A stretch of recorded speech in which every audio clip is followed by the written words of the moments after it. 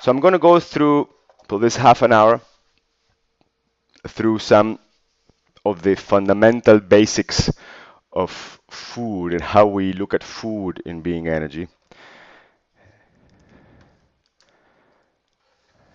So, okay, so this, you know, uh, as we are learning how to gather and direct energy in our bodies in module one, how to understand the flow of energy,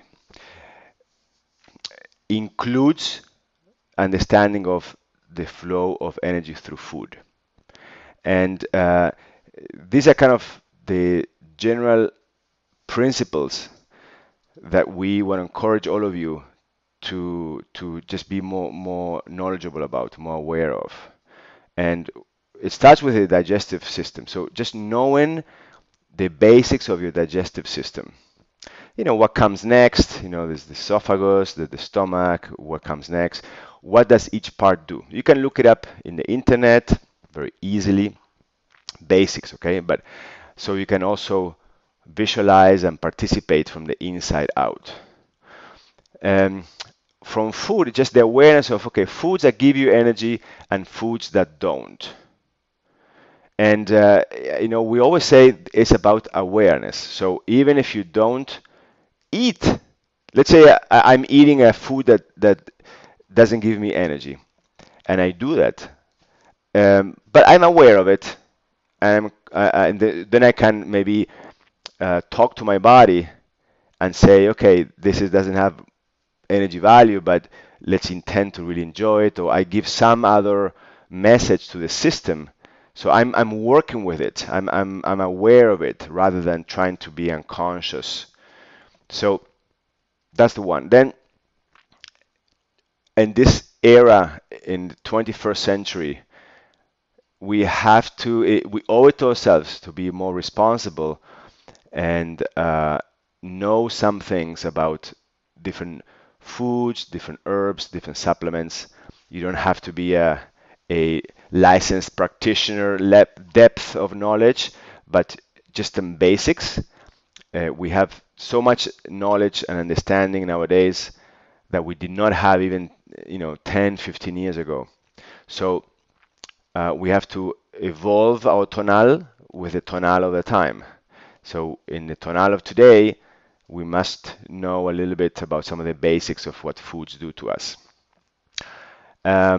Which companies we think have the best products? So just be on the lookout. We can always counsel you. You can always contact us specifically. But in general, these are things to encourage you to, you write down a good brand, a good quality, and you develop a relationship this way. Then knowing about emotional hunger, mental hunger, and bodily hunger, right?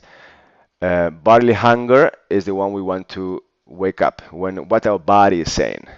When the body says, I'm full, I'm hungry, I'm anxious, I'm cold, and so you do the nourishment to respond to the needs of your body. Um, some basic things about home remedies, uh, good detoxification programs or behaviors, basics. So these are all things that is for you to kind of go, okay, these are the things I should learn about a little bit. Okay. Um, then we also stand by eating with purpose and awareness, and this is kind of what we did before: foods that nourish you and foods that don't. And a few more here. By the way, my sound is, I assume, is okay, right? No noise or interference, correct? All right, I assume that. Um, Recognize the foods that boost your energy and stamina and nurture your body and spirit. Similar thing. Just have a relationship with this. Which foods are more harm than good. Um, Research, know about different foods, urban supplements. This is a repeat of what I said in the previous slide. And we're looking at how can we increase functionality in our body, in our system. Okay, here we go, some general basics to, and this is things that we can convey to our students also, okay, please. So, aware of intake of water.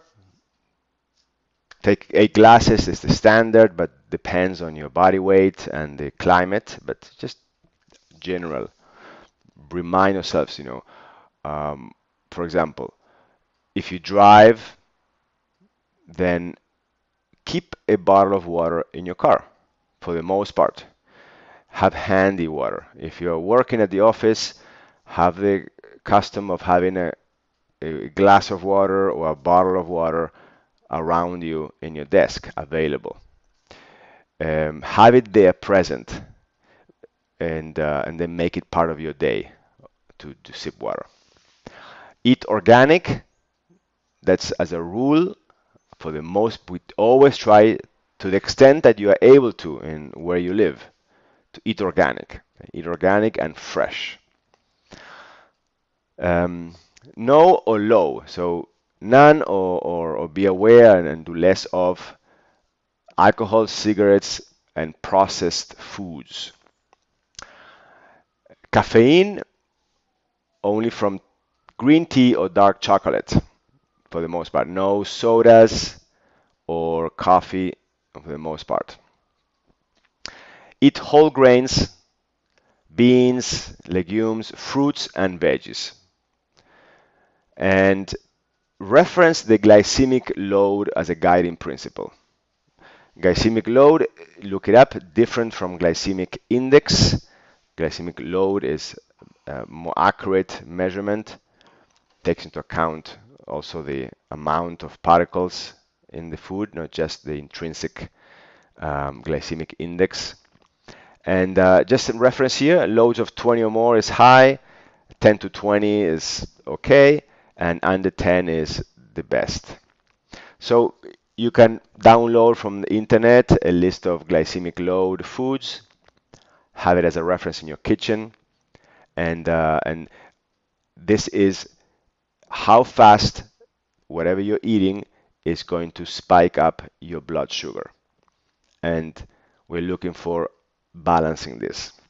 Some of us have a easier, and we can kind of like get away with a lot more, and the sugar is balanced by itself. Some of us, we just go off a little bit and the sugar spikes up a lot and then crashes down, and that makes our energy much more unstable. So the stability of energy goes in lines with the stability of your blood sugar. And because we're interested in energy, we're interested in our blood sugar. Be aware.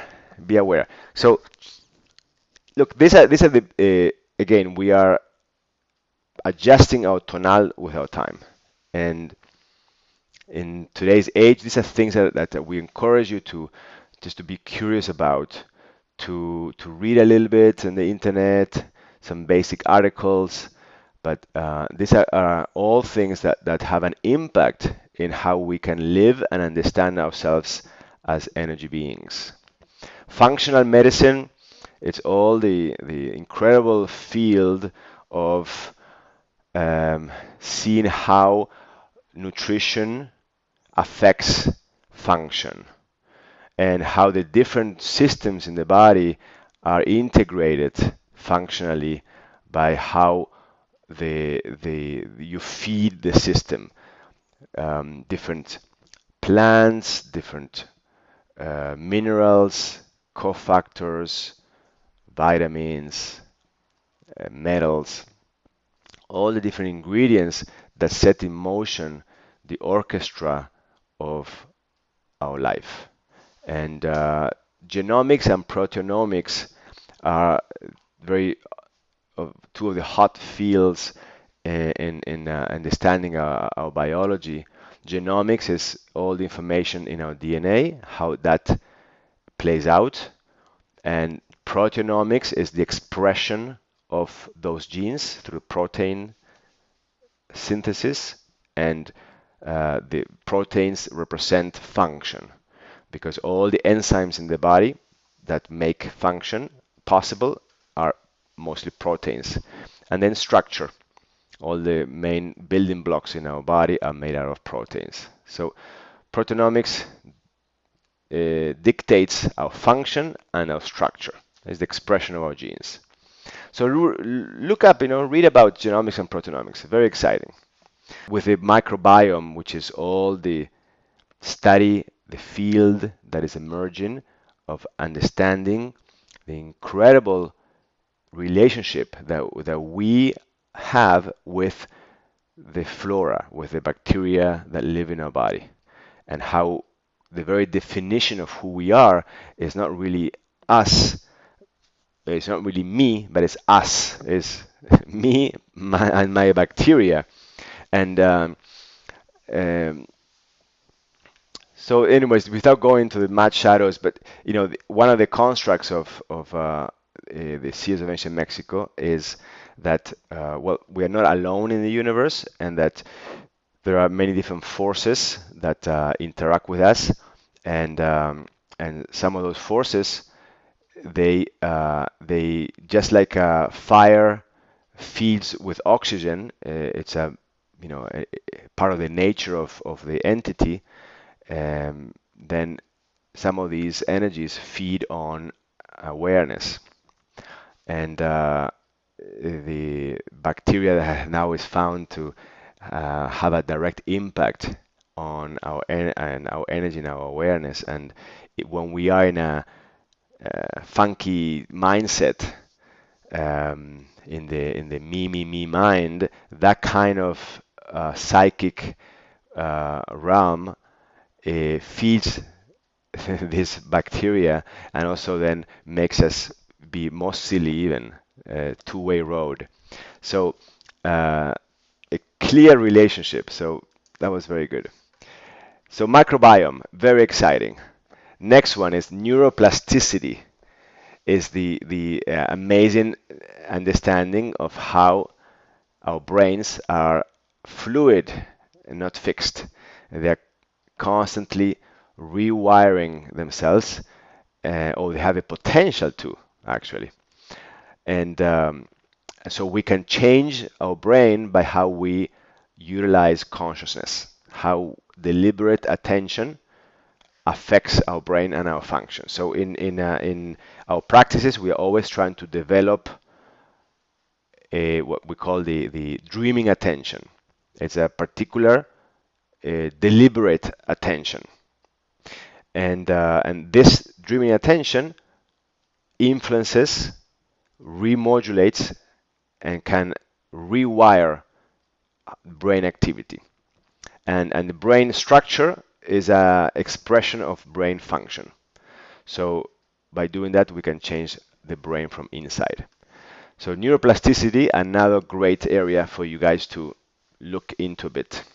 And lastly, psychoneuroimmunology, also sometimes called psychoneuroendocrine immunology. And it's the study of all the axes of connections in our body's chemistry to the presence of thoughts and emotions. How we create the world, not just perceptually, but even physically, chemically, by how we talk to ourselves.